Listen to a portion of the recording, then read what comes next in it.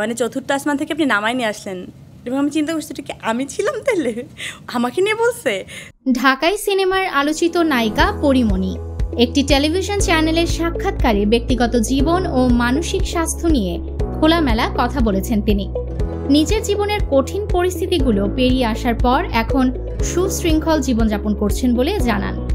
পরিমণির ভাষ্য, আমার প্রচণ্ড প্যানিক হয় এবং আমার মৃত্যু ভয় হয় অনেক। এই সমস্যা থেকে মুক্তির জন্য তিনি এখন নিয়মিত সাইকিয়াট্রিস্টের কাছে যান।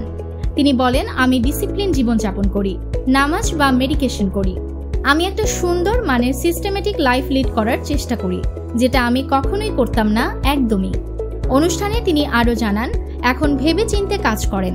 তার কথায়, আগে আমি করতাম কিন্তু হুটহাট করে করতাম, চিন্তা ভাবনা করে করতাম না যে আমি কতটুকু কন্টিনিউ করতে পারবো অথবা পারবো কিনা, এটা আমি মাঝখান থেকে ছেড়ে দেব কিনা, কিন্তু এখন আমি ভেবে চিন্তে তারপরে কাজ করি। করোনার লকডাউনের সময় তিনি অ্যালোপেশিয়া নামক একটি রোগে আক্রান্ত হয়েছিলেন, যার ফলে তার মাথার এক পাশের অনেকটা চুল উঠে গিয়েছিল, তবে এখন সব ঠিকঠাক।